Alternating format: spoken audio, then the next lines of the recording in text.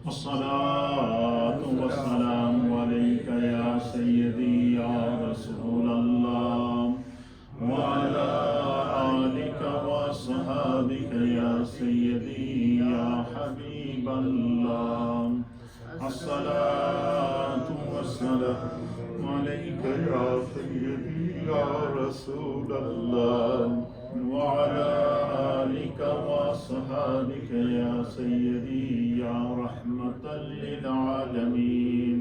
حضرات محترم، اللہ تعالیٰ کے فضل و احسان سے آج ہم رمضان المبارک 1445 ہجری کے 17ویں روزے کے اندر موجود ہیں، اور 17 رمضان المبارک تاریخ اسلام کا وہ روشن باب ہے، وہ تابندہ باب ہے، وہ عظیم دن ہے کہ جس کو اللہ تعالیٰ نے قرآن کے اندر یوم الفرقان کہا ہے۔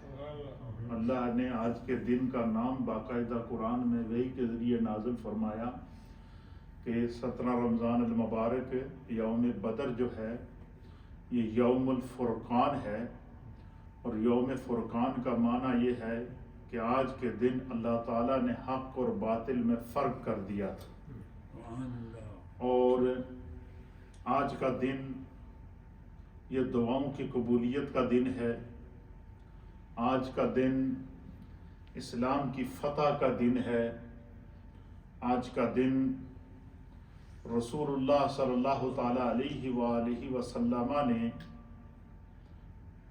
16 رمضان المبارک کا دن گزار کے جو 17ویں شب تھی، پوری رات اپنے رب کی بارگاہ میں گڑ گڑا کر اللہ سے فتح اور نصرت اور مدد کی دعا کی تھی۔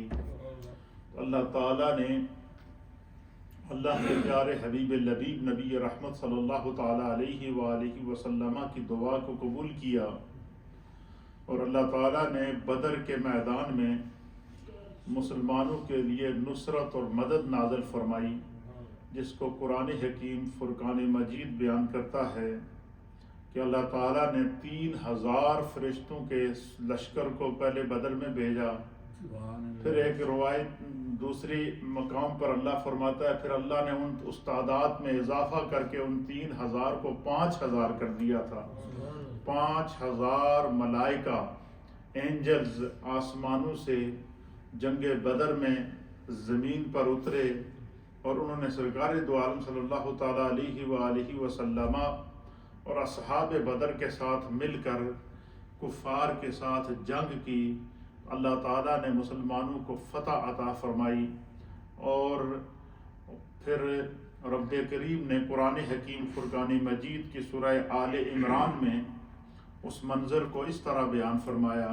آل عمران کی آیت نمبر سورہ نمبر 3 ہے، اور اس کی آیت نمبر ہے 123۔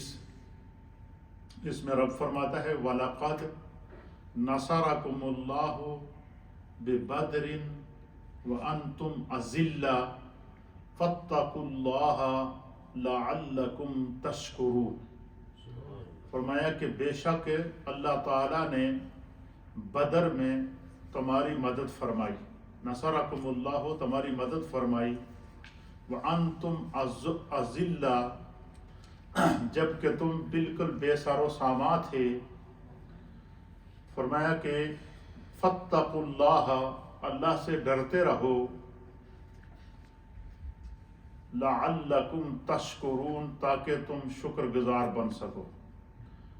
یہاں اللہ تعالیٰ نے جب بدر کے مقام پر اسلام کی مدد کی، بانی اسلام کی مدد کی، اصحاب بدر کی مدد کی، تو اس کے جواب میں اللہ تعالیٰ صرف ہم سے اتنا طلب کر رہا ہے کہ عاجزی اختیار کرو، تقوی اختیار کرو، اور اپنے رب کا شکر بجا لاتے رہو، اور اسلام پر تم قائم رہو۔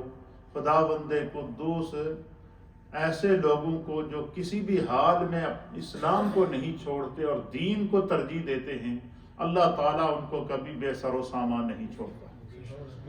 آپ کو یاد ہوگا کہ میں نے آپ کی خدمت میں 2 دن پہلے ایک درس دیا تھا سورہ کہف کی فضیلت کے اوپر،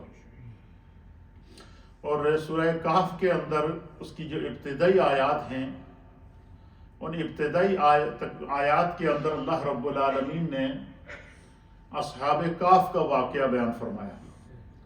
اور اب آپ اندازہ لگائیں کہ یہ نبی علیہ الصلوۃ والسلام کے اعلان نبوت سے ہزاروں سال پہلے کا واقعہ ہے. ہزاروں سال پہلے کا واقعہ ہے.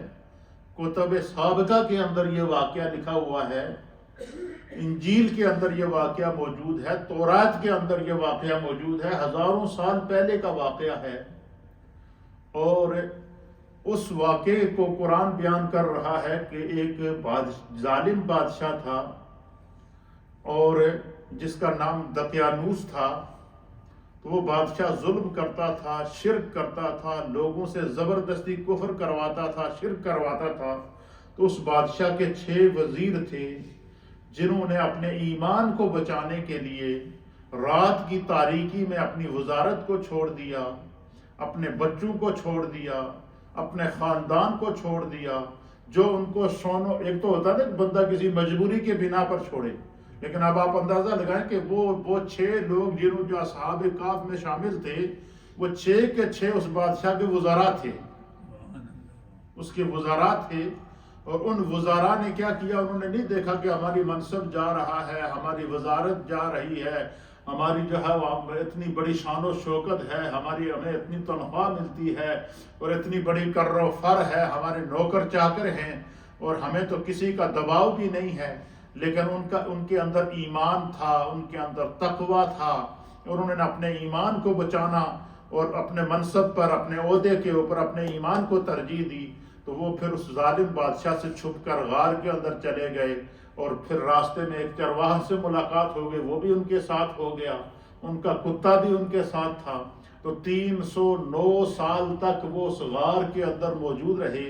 قرآن اس منظر کو بیان کر کے ان کی اس استقامت کو قرآن ہمارے لیے ہزاروں سال گزرنے کے بعد بھی نبی پاک کی امت کے لیے ایگزامپل پیش کر رہا ہے. کیوں؟ کہ ان لوگوں نے مشکلات برداشت کی، لیکن کیا کیا؟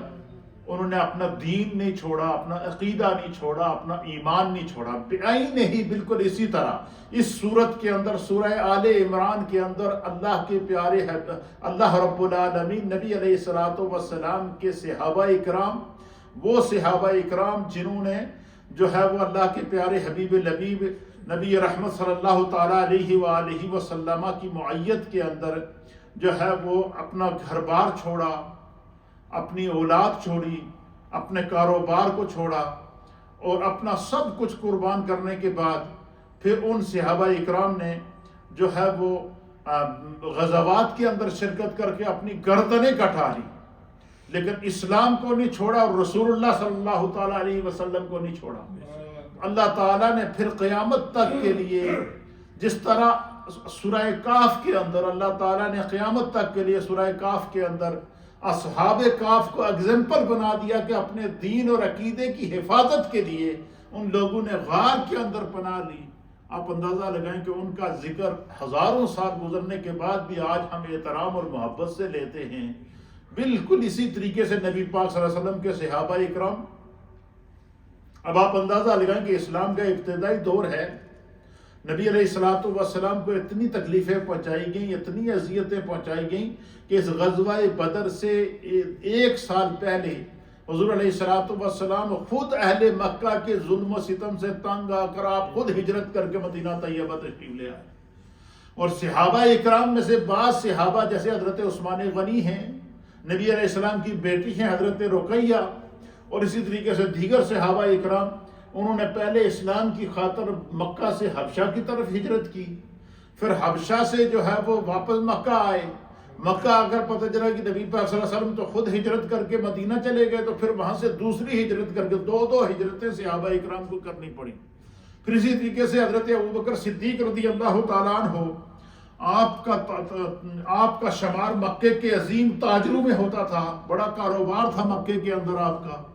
پھر اسی طریقے سے آپ مکے کے اندر چیف جسٹس کے عہدے پر فائز تھے، اور تمام طبقات اہل مکہ حضرت ابوبکر صدیق کی قدر کرتے تھے، ان کی بات مانتے تھے، ان کو عزت کی نگاہ سے دیکھتے تھے، ان کی خاندانی وجاہت تھی. لیکن سیدنا صدیق اکبر جب پیارے آقا علیہ الصلوۃ والسلام کے ساتھ ہجرت کرنے کے لیے روانہ ہوئے تو روایات کے اندر آتا ہے، سیرت ابن ہشام اور سیرت حلبیہ میں لکھا ہے کہ حضرت ابوبکر صدیق کبھی حضور کے آگے جا رہے ہیں، کبھی پیچھے جا رہے ہیں، کبھی دائیں جا رہے ہیں، کبھی بائیں جا رہے ہیں، اور سرکار دو عالم صلی اللہ علیہ وسلم اس منظر کو دیکھ رہے ہیں تو حضور نے پوچھا کہ میرے صدیق کیوں بے چین ہو؟ تو آپ نے عرض کیا یا رسول اللہ دشمن پیچھا کر رہے ہیں، میں آگے اس لیے جا رہا ہوں کہ اگر آگے سے دشمن کا حملہ ہو تو صدیق کا سینہ سامنے ہو، پیچھے اس لیے جا رہا ہوں کہ دشمن کا حملہ اگر پیچھے سے ہو تو صدیق کا سینہ سامنے ہو، دائیں اس لیے جا رہا ہوں کہ اگر دائیں طرف سے آپ پر کوئی حملہ کرے دشمن تو صدیق کا سینہ پہلے سامنے ہو، بائیں اس لیے جا رہا ہوں کہ اگر اس سائڈ سے کوئی آپ پر حملہ کرے تو صدیق کا سینہ سامنے ہو۔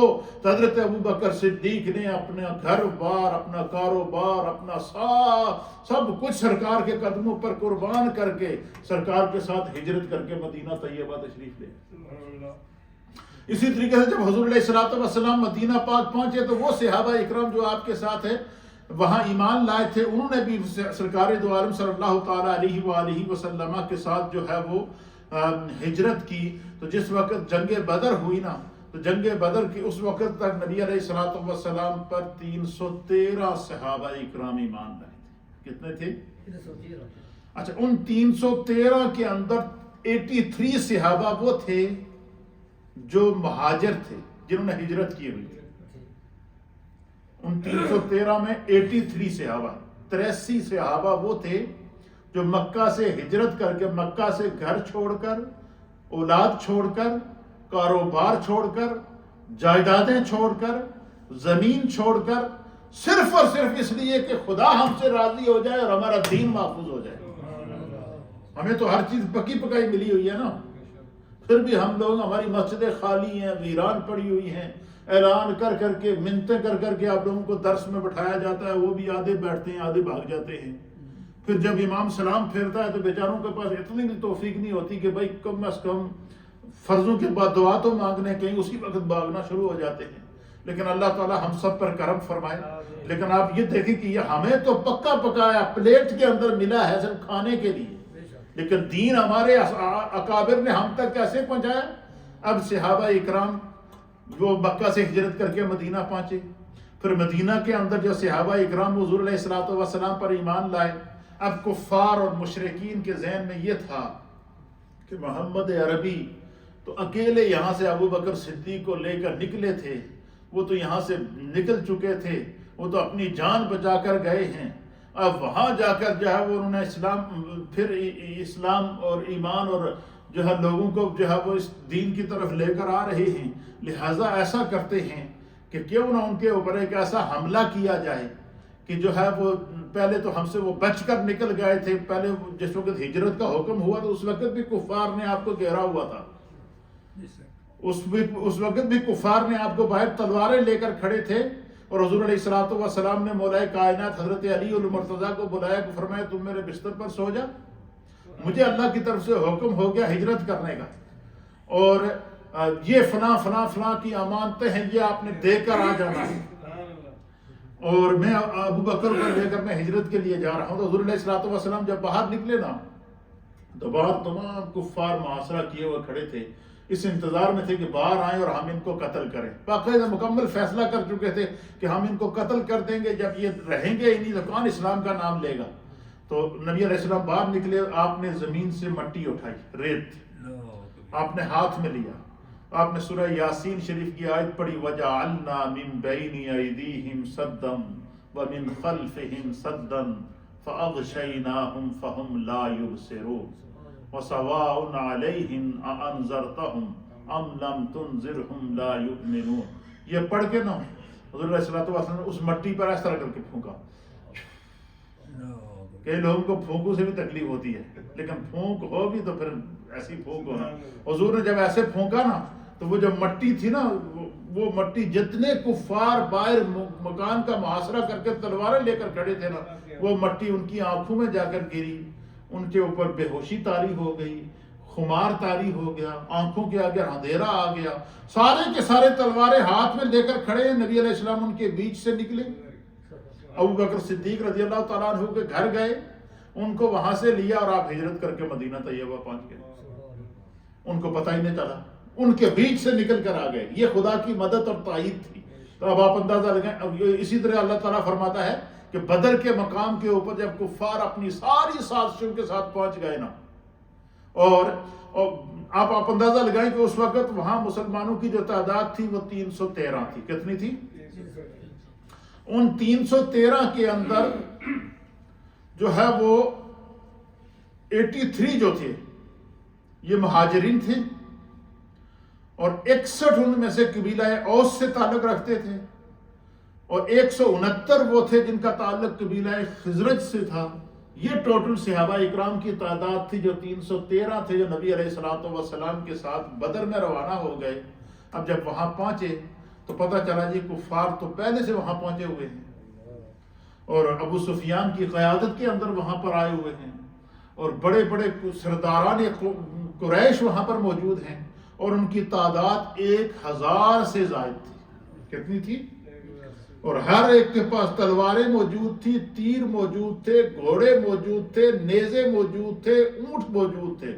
اس دور کے جو جتنے بھی جنگی جدید ترین آلات اور وہ اس دور کے جو جنگی جدید ترین ہتھیار تھے، ان تمام ہتھیاروں سے وہ لیس ہو کر آئے تھے، اور ادھر مسلمانوں کے پاس صرف 313 تھے، اور ان میں سے بھی ان کے ساتھ 2 گھوڑے تھے، کچھ 6-7 اونٹ تھے، تو بس کچھ چند تلواریں تھیں، اور لیکن اللہ کے بھروسے پر نکل آئے۔ سرکار کا حکم تھا اور اللہ چاہتا تھا مسلمانوں کے کہ اب چونکہ اب صحابہ اکرام کا یہ جو جذبہ تھا نا، اب انہوں نے نہیں دیکھا کہ ہمارے سامنے 1000 موجود ہیں، یہ ہمیں قتل کر دیں گے، اور پھر جو ہے وہ ہم ان کا مقابلہ نہیں کر سکیں گے۔ نہیں، ان کا کہ اب دین کی عزت اور حرمت کا مسئلہ ہے، رسول اللہ صلی اللہ تعالیٰ علیہ وسلم کی عزت اور حرمت کا مسئلہ ہے۔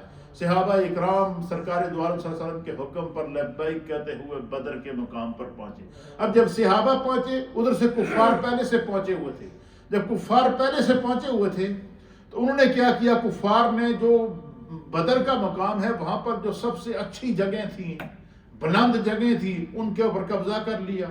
بدر کے مقام پر ایک پانی کا کنواں تھا، جس سے پانی، وہ ایک ہی کنواں تھا پانی کا، اس کنویں پر بھی انہوں نے قبضہ کر لیا تھا۔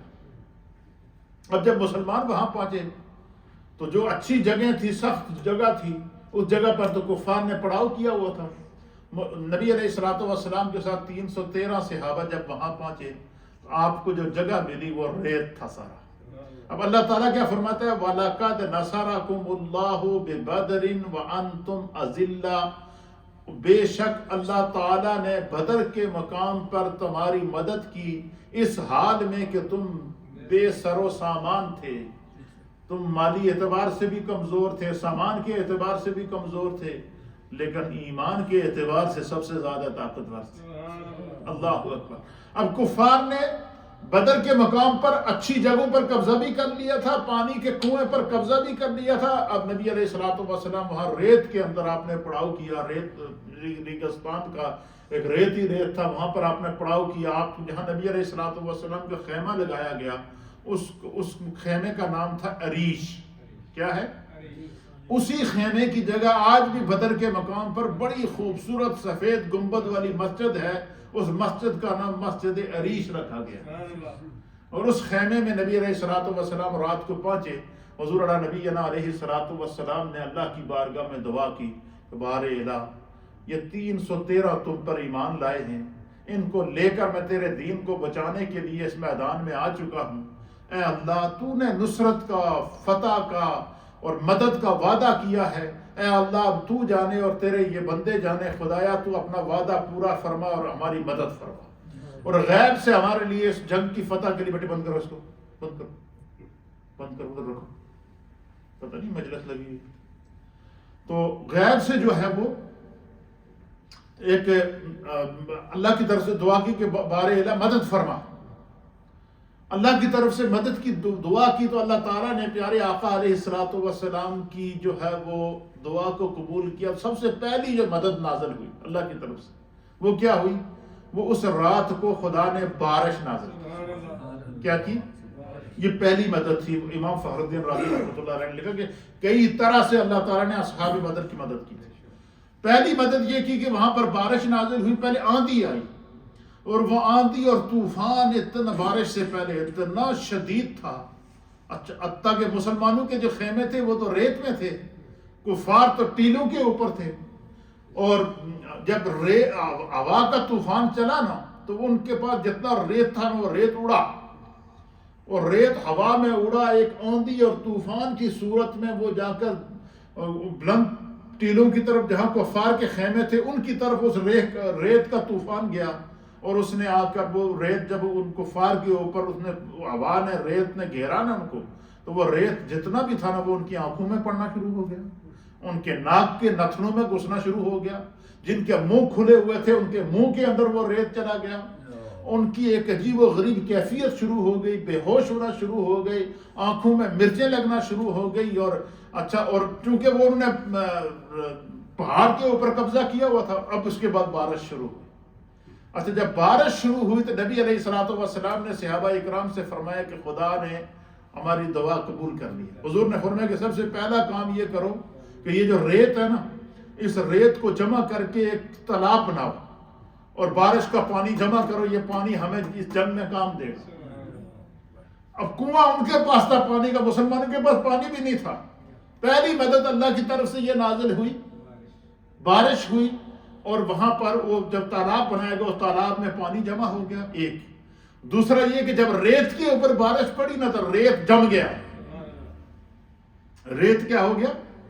جم گیا. اور باقاعدہ بڑے سکون کے تھا. اور نبی علیہ الصلوۃ والسلام اور صحابہ اکرام کہتے ہیں کہ اس رات کو جس وقت بارش ہو گئی, پانی بھی مل گیا اور ریت بھی جم گیا, اور کفار کے اوپر جب آندھی کی وجہ سے, اور اچھا وہ جہاں ان کے خیمے تھے وہاں پر کیچڑ بننا شروع ہو گیا. ریت کے اوپر کیچڑ نہیں بنتا. جو انہوں نے اچھی اچھی جگہ تلاش کر کے, بلند پہاڑیاں تلاش کر کے, بلند ٹیلے تلاش کر کے وہاں اپنے خیمے لگائے تھے دشمن نے, تو اب ادھر بارش کی وجہ سے کیچڑ, ان کی آدھی آدھی ٹانگیں گھٹنوں تک کیچڑ میں پھنسی ہوئی, ادھر سے آنکھوں میں ریت پڑا ہوا.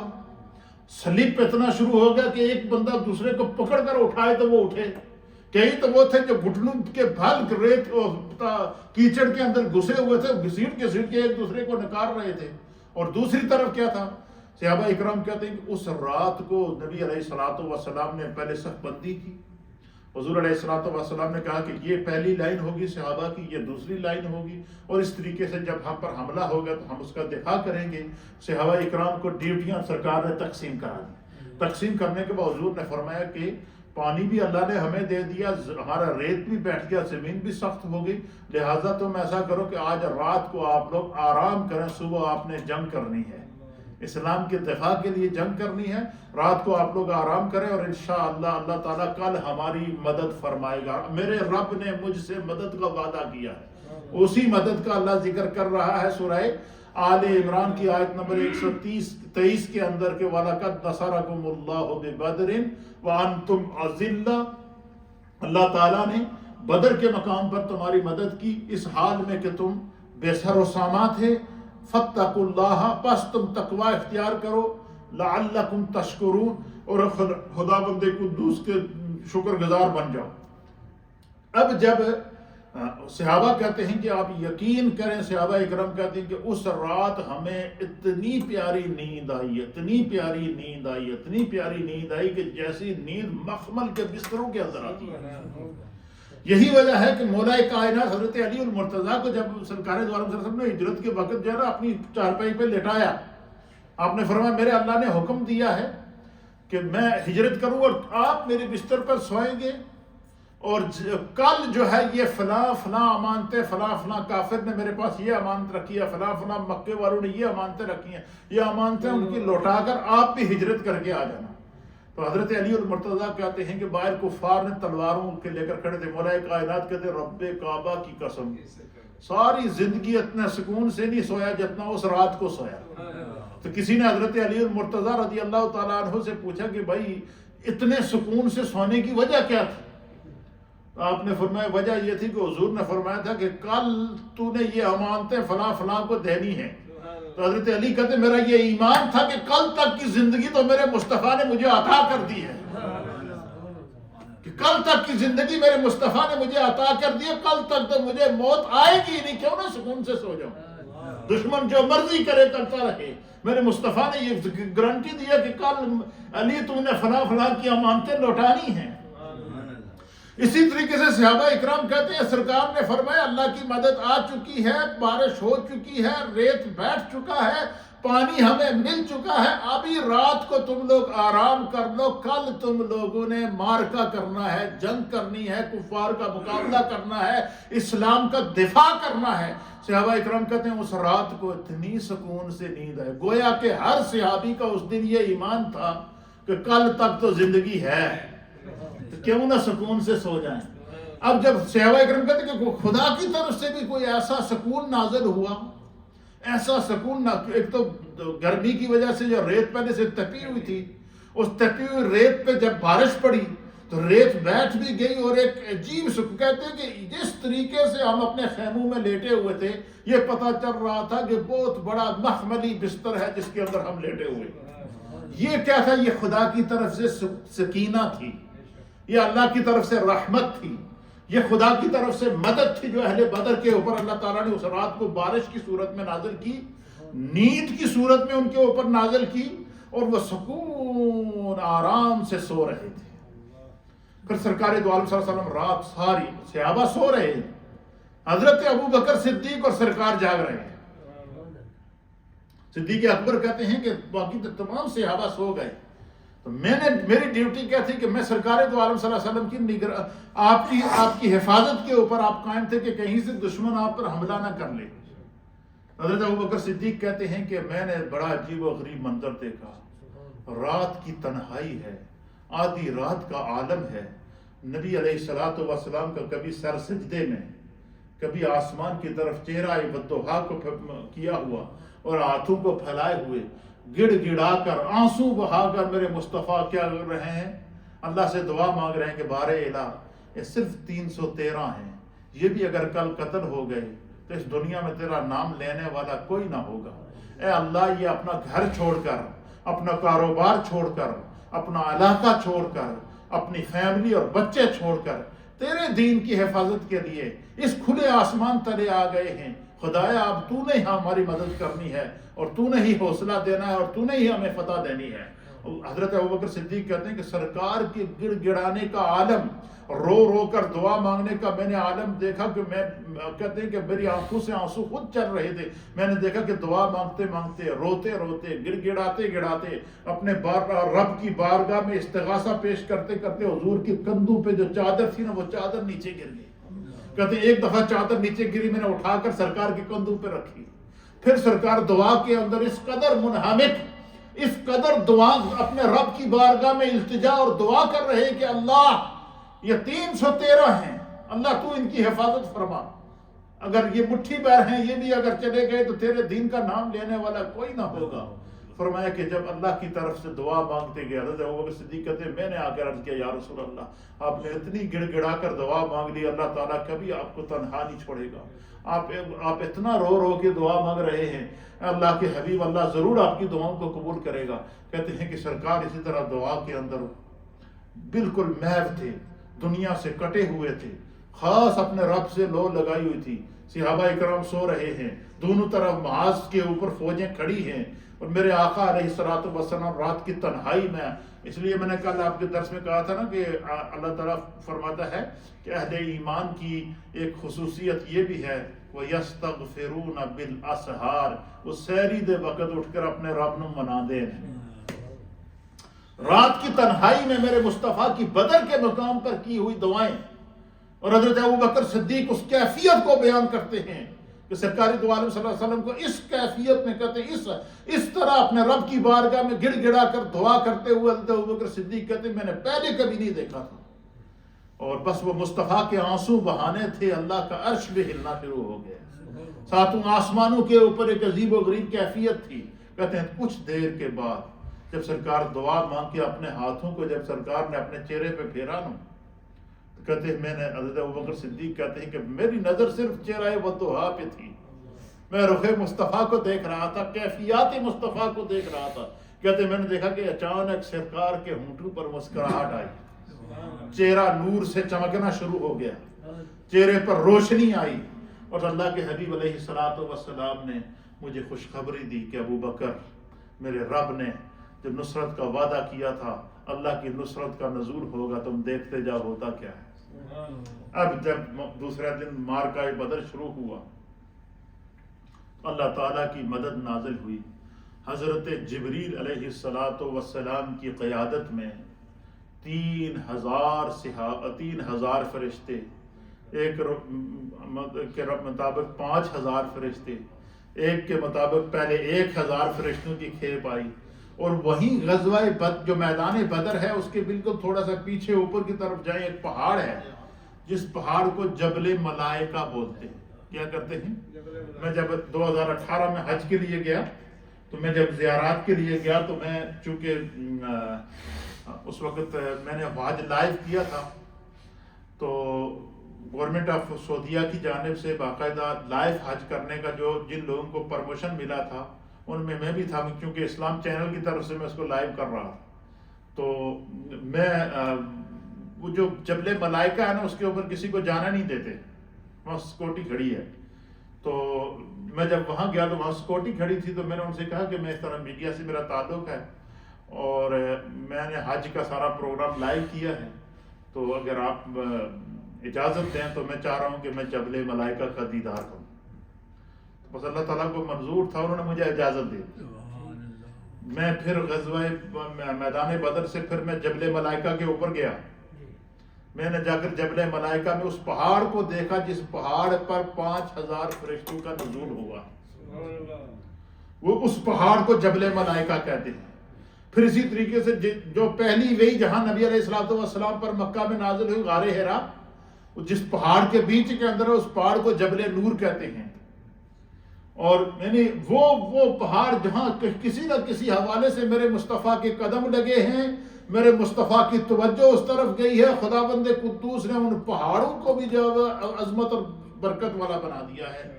تو آپ اندازہ لگائیں کہ وہ جو اگر پتھر اس پہ میرے مصطفیٰ نظر کریں تو وہ جبل نور بن جائے، پتھر پہ میرے مصطفیٰ دعا کریں تو وہ جبل ملائکہ بن جائے. تو وہ 313 صحابہ اکرام جو ہر لمحہ میرے مصطفیٰ کے ساتھ رہتے تھے، آپ کے دائیں بائیں آگے پیچھے رہتے تھے، ان صحابہ اکرام کی عظمت کا کون اندازہ لگا سکتا ہے؟ وہ تو مصطفیٰ کے بھی منظور نظر تھے، وہ تو خدا کے بھی پسندیدہ لوگ تھے، تو اللہ کے بھی محبوب لوگ تھے. تو سرکار دو عالم صلی اللہ علیہ وسلم نے حضرت ابوبکر صدیق سے فرمایا کہ اللہ کی طرف سے خوشخبری آئی. پھر کیا ہوا؟ جب معرکہ بدر شروع ہوا، اللہ اکبر، پھر کیا منظر تھا. پھر صحابہ اکرام کہتے ہیں کہ ہم جس کے اوپر بھی، جس کافر کے اوپر بھی ہم حملہ کرتے نا، تو آپ فرماتے ہیں کہ بڑا عجیب و غریب منظر دیکھتے.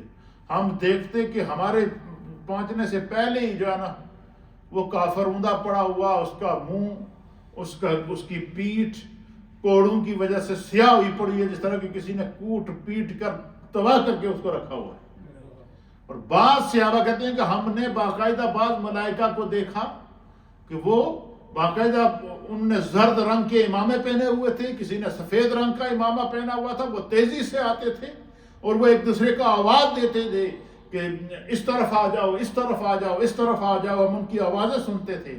تو اس طریقے سے اللہ تعالیٰ نے جب فرشتوں کی مدد وہاں نازل فرمائی، تو اس معرکہ حق و باطل کے اندر، اس کو معرکہ حق و باطل بھی کہتے ہیں، یہ اسلام کی پہلی جنگ ہے.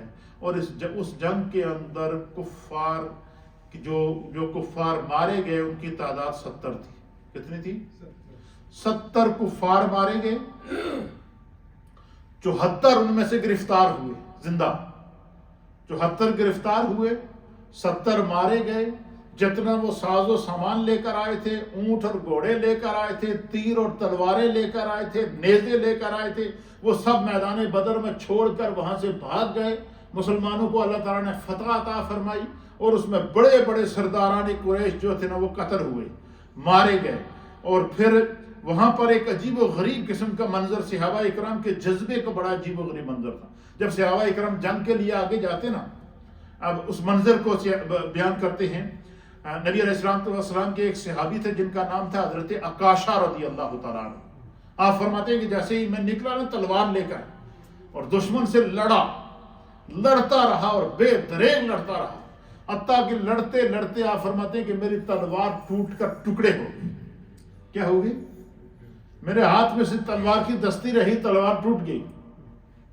کہتے ہیں حضرت عکاشہ کہتے ہیں جب میری تلوار ٹوٹی نا تو میں پیچھے ہٹنا شروع ہوا اور میں فوراً بھاگتا ہوا نبی علیہ السلام کے خیمے میں چلا گیا، عریش کے اندر چلا گیا. اور میں نے عرض کیا یا رسول اللہ، دشمن تو میرے نرغے میں تھے اور میں نے کئی دشمنوں کو واصل جہنم کر دیا، لڑتے لڑتے میری تلوار ٹوٹ گئی ہے، اب میرے لیے کیا حکم ہے؟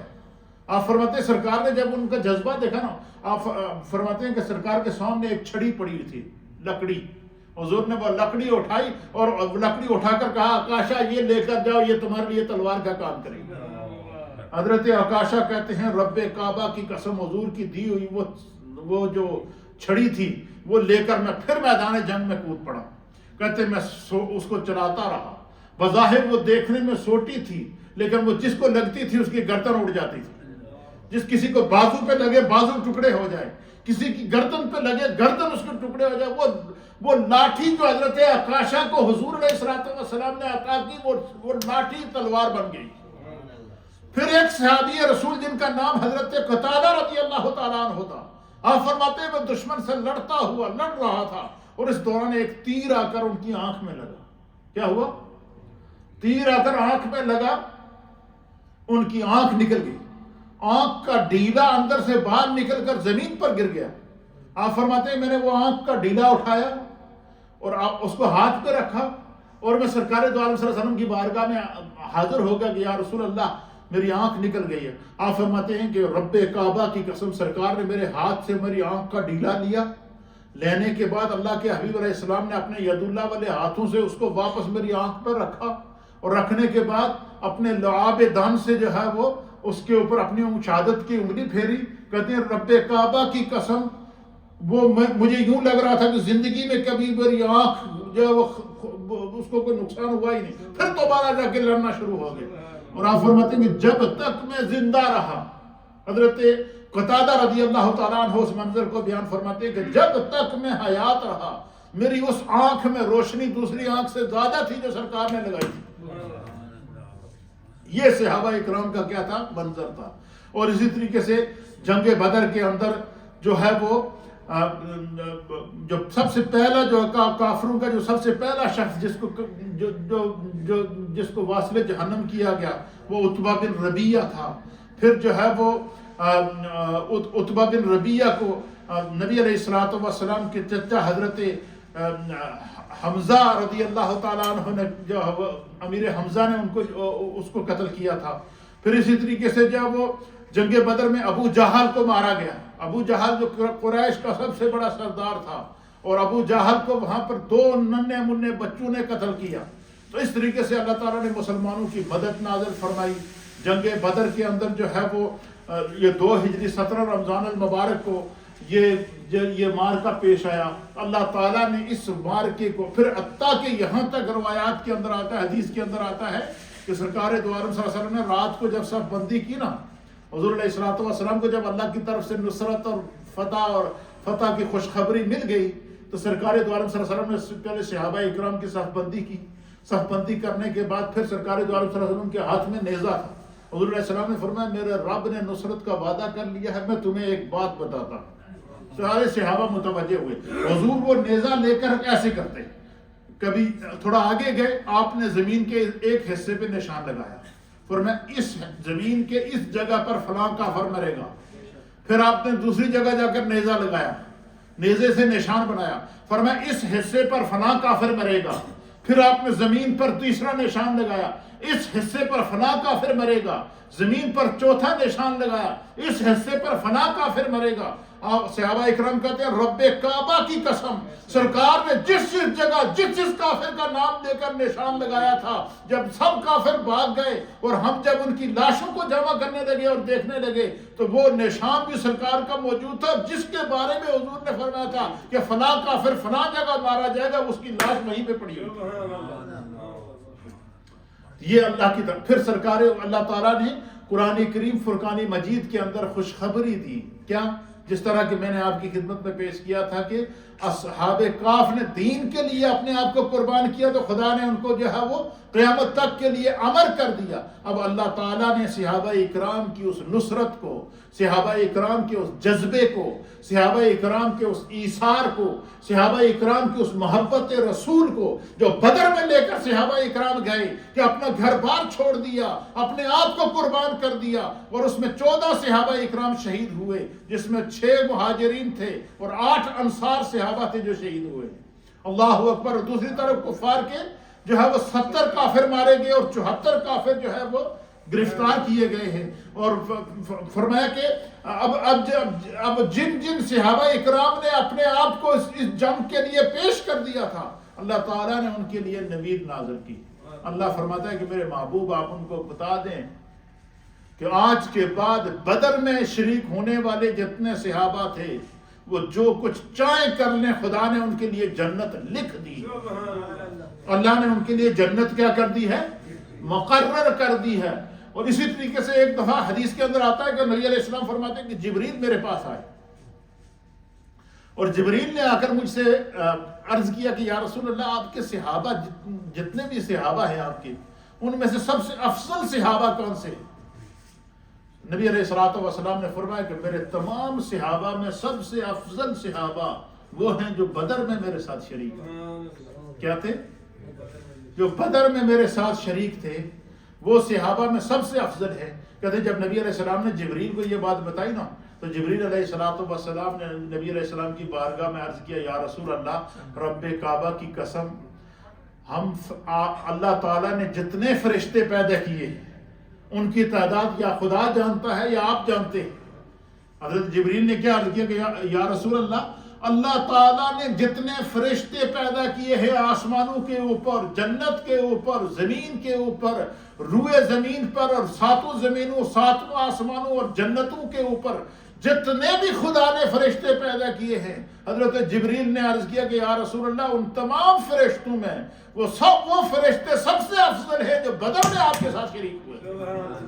اب یہ نسبت مصطفیٰ کا اثر دیکھیے، نسبت مصطفیٰ کی تاثیر دیکھیے، محبت مصطفیٰ کا صلہ دیکھیے کہ وہ صحابہ جو بدر میں شریک ہوئے وہ صحابہ میں سب سے افضل ہیں، اور وہ ملائکہ جو بدر میں نصرت اور مدد کے طور پر شریک ہوئے وہ ملائکہ میں سب سے افضل ہیں. یہ ہے وہ نسبت کہ نسبت انسان کو کہاں سے کہاں پہنچا دیتی ہے. تو اللہ کے پیارے حبیب نبی رحمت صلی اللہ تعالیٰ علیہ وآلہ وسلم.